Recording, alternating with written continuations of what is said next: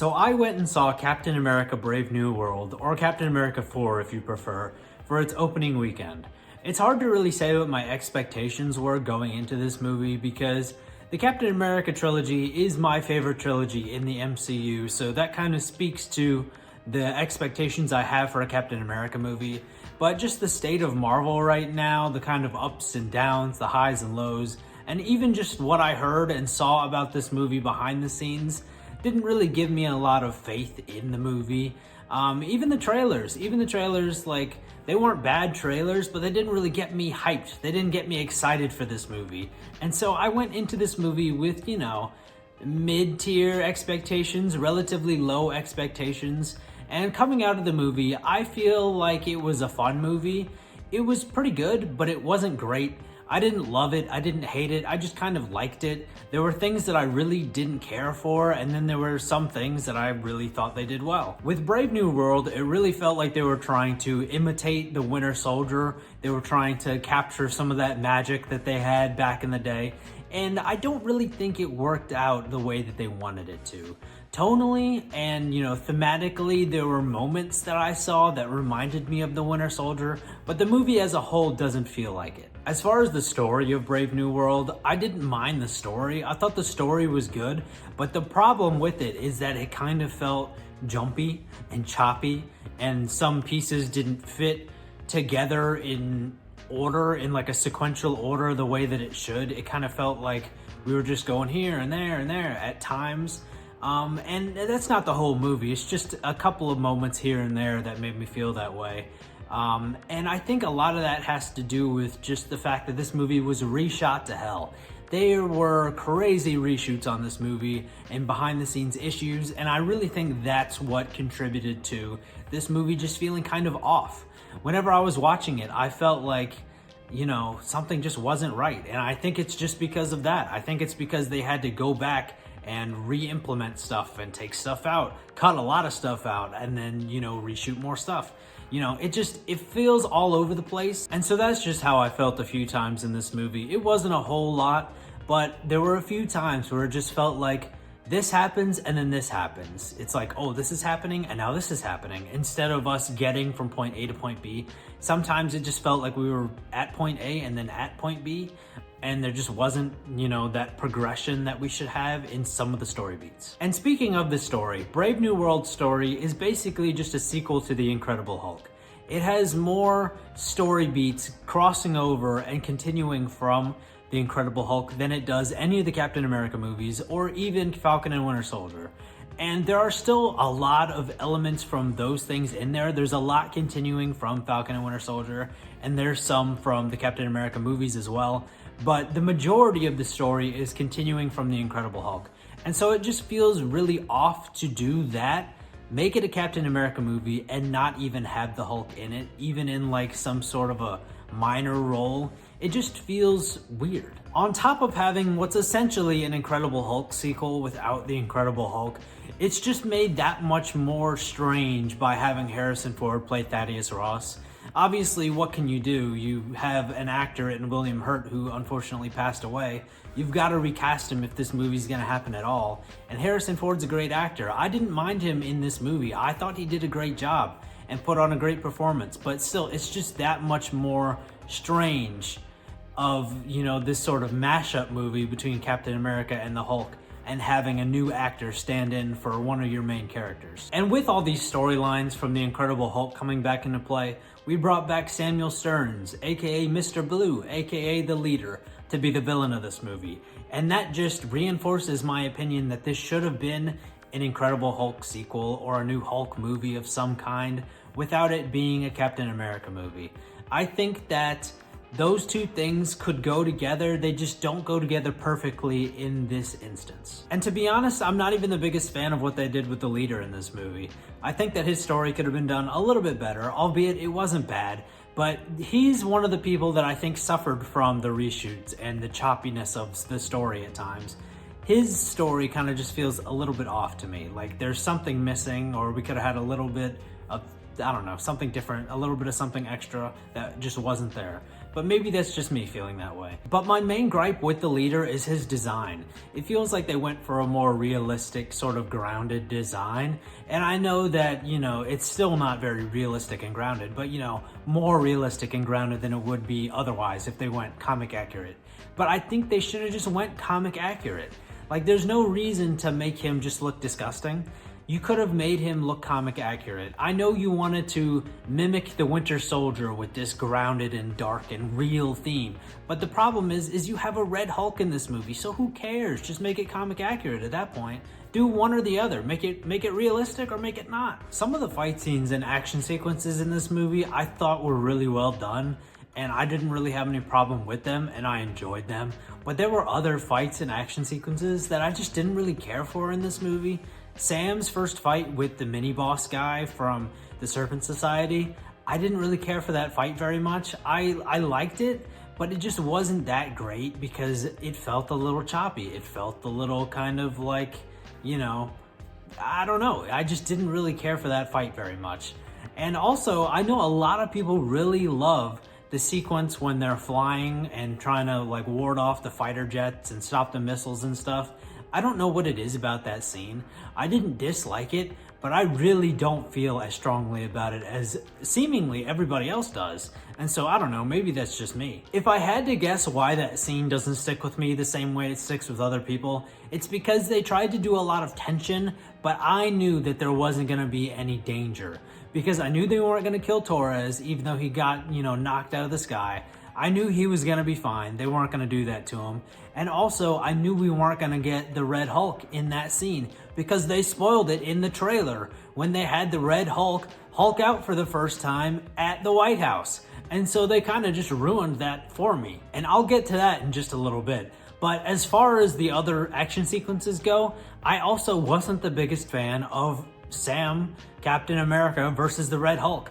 It just, I don't know. The Red Hulk CG, seemingly no one is talking about this because I haven't heard anyone talk about this.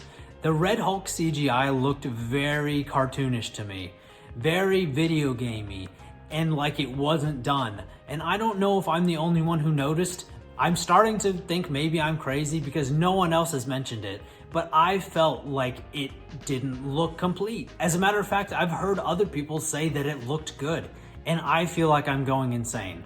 But here's the thing. Red Hulk never feels like he's in the movie. You know what I'm saying? Whenever it's Bruce, whenever it's regular Hulk, you can feel his presence on screen. It feels like he's in the room with the actors. Red Hulk never felt that way to me. He felt like he was superimposed because he is, and it just didn't, it didn't mesh well enough. And you could say that it's because it's the first time they've done Red Hulk, and you wouldn't necessarily be wrong, but you'd think that they would be able to do that a little bit better after all these years doing the Hulk. I would have liked to have felt like he was actually there, because with regular Hulk, he looks so good and it's so convincing and he can interact with people and it feels like he's actually there. But let's backtrack a little bit to when I said that they ruined Red Hulk for me by me knowing when he was gonna Hulk out for the first time, and that there was no real tension and danger for me regarding Thaddeus Ross beforehand. They kind of did that for everybody, whether you realize it or not. Putting Red Hulk in the trailer ruined this movie to a degree. Not completely, but to a degree. Because from the moment we see Ross in this movie, the very first time we see him taking those pills. And we don't really know what they are yet.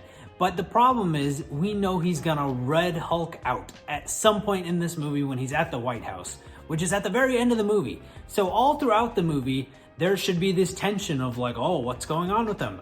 Non-comic book fans would be like, oh, what's going on with them? Until the reveal. But all throughout this movie, we're kind of just waiting to see the Red Hulk. And I didn't want to know that. I feel like I've been spoiled. Even though it was in the trailer, I've kind of been spoiled. Even though people knew that Harrison Ford was going to be playing Thaddeus Ross, and that meant that we were most likely going to see the Red Hulk, you still shouldn't have put it in the trailer. And I get that putting him in the trailer, gets you more money because people are like, oh, we gotta go see the Red Hulk.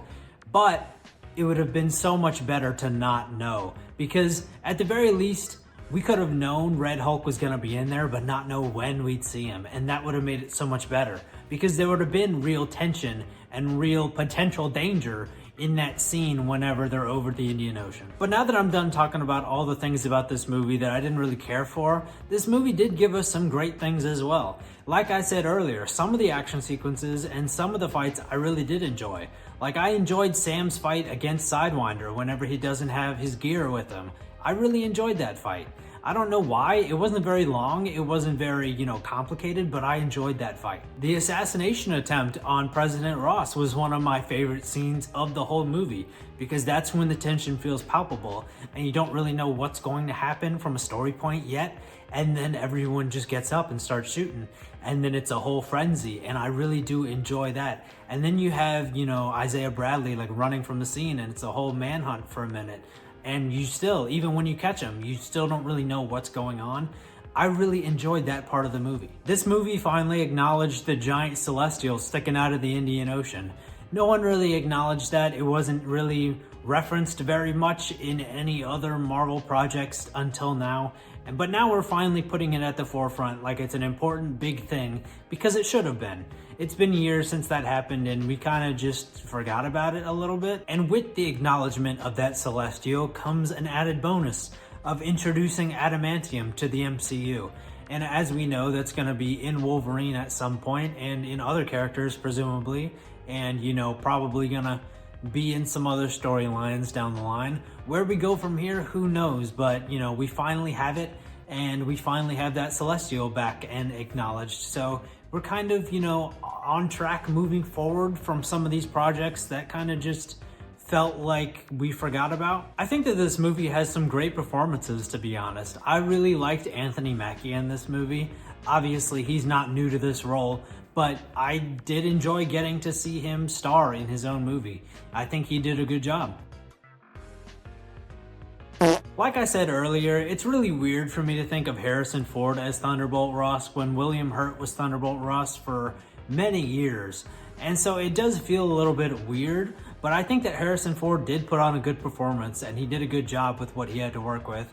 And that's all you really can do whenever you're recasting a role. I thought that Giancarlo Esposito did a good job in this movie. I know his role wasn't super big, and I really wish we got more of him, but I think he did a great job with what he has to work with, which is no surprise because he's great in everything. I really hope that since we didn't get much of him in this movie though, that we get more of him in future projects. The last person who really stuck out to me in this movie was Carl Lumbly, who plays Isaiah Bradley.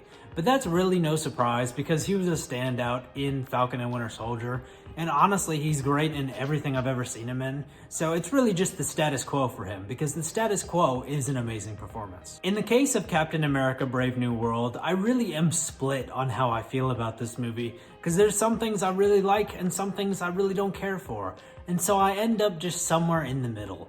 I really don't think that this movie is some masterpiece. I don't think it's terrible either. It just kind of is. Like I mentioned earlier, the Captain America trilogy is my favorite trilogy in the MCU. Captain America Winter Soldier is my favorite movie in the MCU. And so that's the bar. And it's kind of an unfair bar because it's really high. And this movie isn't gonna reach it. Unfortunately, Captain America Brave New World, in my opinion, doesn't hold a candle to any of the Captain America movies. I like all three of those previous Captain America movies much more. And that's not to say that this is a terrible movie or anything. And that's not to say that it's one of the worst in the MCU. But it kind of lands itself, for me, kind of just mid-tier. This is kind of a mid-movie for Marvel MCU movies. And again, everyone takes mid to mean bad. Mid doesn't mean bad. There are definitely movies that I prefer less than this, but there are definitely movies that I prefer a lot more. And so, we're kind of just left here in the middle. And I guess while we're at it, I'll say not only is this my least favorite of the Captain America movies, but I also really enjoyed Falcon and Winter Soldier more than this movie. I think that the writing in that show was just better. I liked the dynamic between him and Bucky. That's something we didn't have in this movie. And him and Torres are still good together, but it's not the same. Captain America Brave New World had a lot of potential, and I think it had a lot of promise, but for me anyway, it didn't really deliver on a lot of it. My fear right now is that we were robbed of a great Captain America movie and a great Hulk sequel by mashing them together and, making this movie. I feel like they would have been much better separate. Obviously, you need to make more story to make two different movies, but I think they would have been better off separate. I really hope we do get a Captain America 5 somewhere down the line, because I want Sam's Captain America to have his great Captain America movie. I feel like this wasn't it. I feel like Steve had 3 great Captain America movies. Sam is still yet to have his. He had a great show, but not necessarily a great movie. And so I think we just need to give him another shot. Let's not make it a Hulk sequel next time, and let's not reshoot it to hell next time. And then maybe we'll have a great Sam Captain America movie. I know this might just be me. I'm sure it's not, because I've seen a lot of people not like this movie, but I've seen a lot of people like this movie as well. This movie is one of the first times in a long time that I've seen Marvel fans really split, like almost 50-50 on people that really don't like it and people who really do like it. Usually it's just everyone hating on something or everyone glazing something. This one feels pretty split. So if you saw this movie, what did you think? What parts of it do you think were done really well? Which parts of it do you think could have been done better? I'm sure everyone at least has, the objectivity to have at least one thing that, could be one way, could be the other. So if you've seen this movie, what are your, parts of this movie that you think could have been done better or, otherwise?